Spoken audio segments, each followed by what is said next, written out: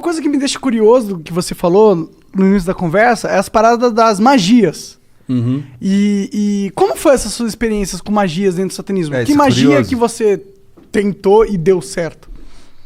Tem...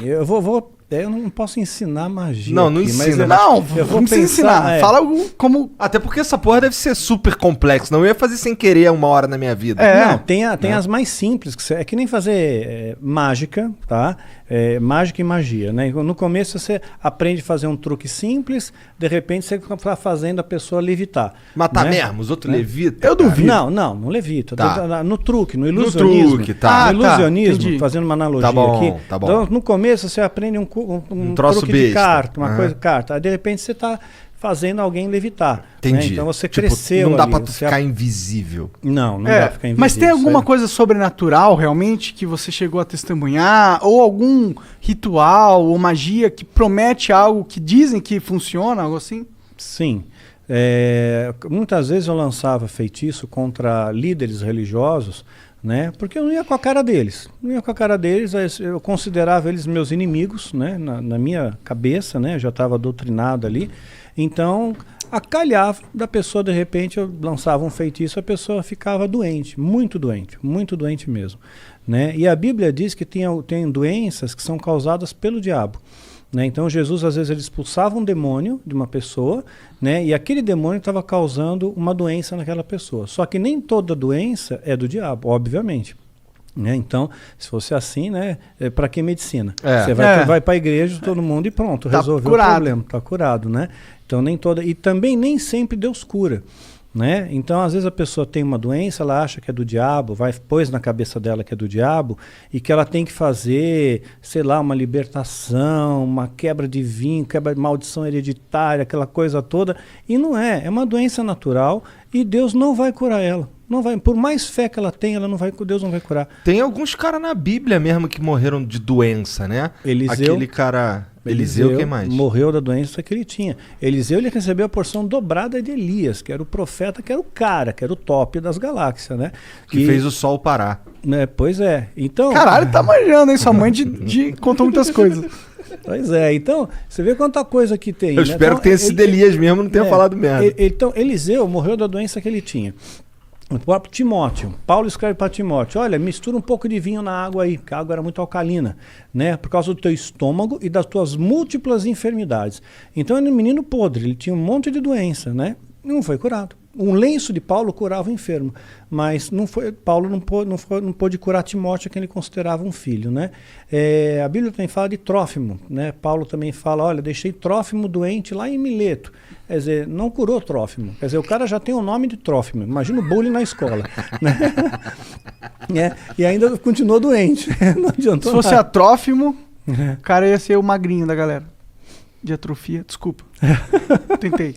Só vamos lá, Daniel. Só continua aí falando. Desculpa aí, Mas é. foi mal, cancela o Monark. Baixo assinado, tira o Monark. Doenças causava doença, podia, às vezes causava um acidente, poderia ser uma coincidência. Mas não tem tá? nenhuma, claro, é exatamente esse o ponto. Não Poderia tem nada ser aqui uma- assim que, tipo, Mas é que acontece realiza que magia e acontecia- você vê sobrenaturalidade instantânea na sua frente, olhos nus. Bom, olhos nus, eu vi a presença de um demônio se materializando na minha frente, e eu estava sóbrio. Né? Duvido. Como é que é um demônio? Pois é, a ideia que nós temos de demônio, né, é chifre, escamas, né, Rabinho. rabo, Fogo né, saindo pelos exato, orifícios. né, o diabo todo vermelhão, né, saindo da sauna, assim. Que erótico.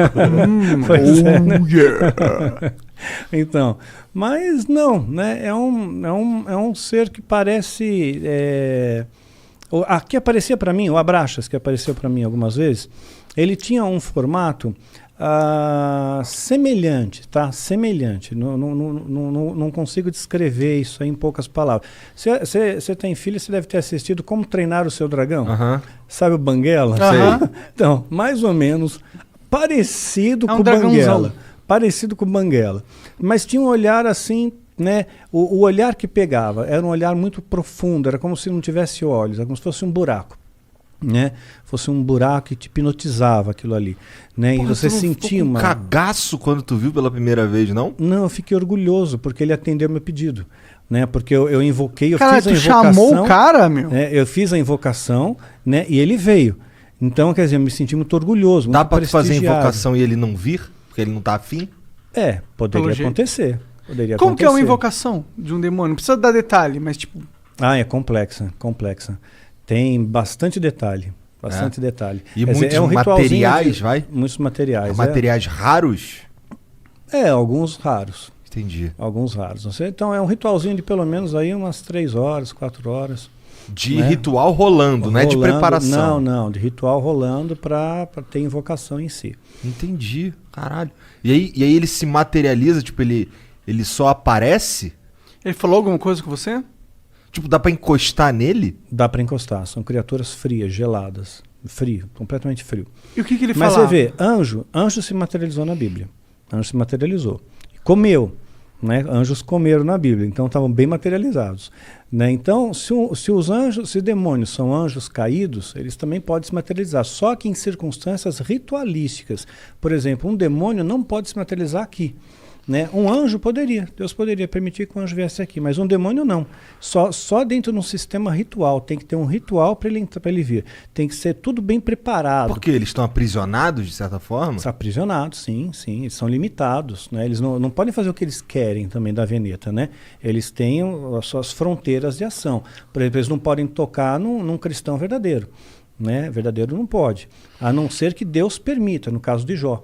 Né? Então Satanás pediu para tocar, tocou e Jó não blasfemou contra Deus. Jó foi um cara que se fudeu pra cacete, né? Muito, se lascou pra caramba. Ficou doente, tudo, né? Ficou doente, perdeu dinheiro, família, tudo. Morreu todo mundo, ele Exatamente. ficou sozinho. E mesmo raspava assim, as pereba com telha, exato, né? com telha, exatamente. E no final Deus recompensa ele, né? E ele, no final, Jó chega a dizer, antes eu conhecia Deus de ouvir falar, agora eu vejo com os meus olhos, né?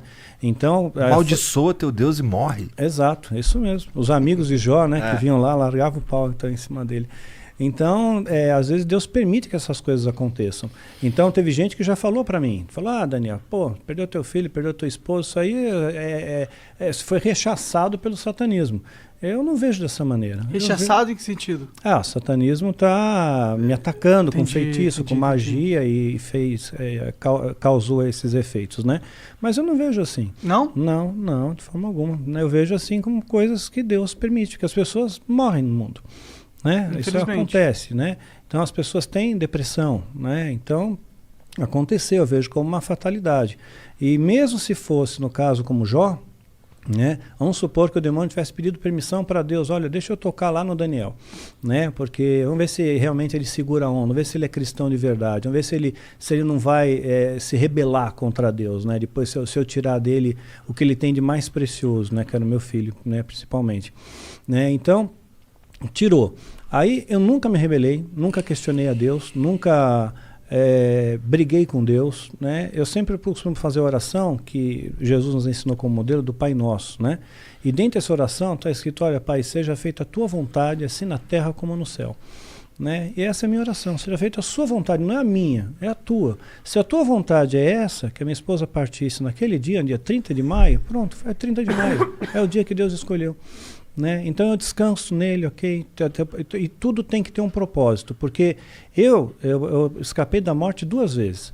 Né? Então por 2 vezes escapei da morte. Então, olha, eu diria que 3, se contar da vez que reagiu a arma lá do cara. Se contar nessa 3, porque ali 2 vezes, né? Então, assim que eu vi a morte de perto, né? Você sente o cheiro da morte de perto, né? E então, quer dizer, se eu não fui, é porque tem algum propósito aqui ainda, tem alguma coisa ainda para fazer aqui. E quando terminar esse propósito, aí Deus me leva.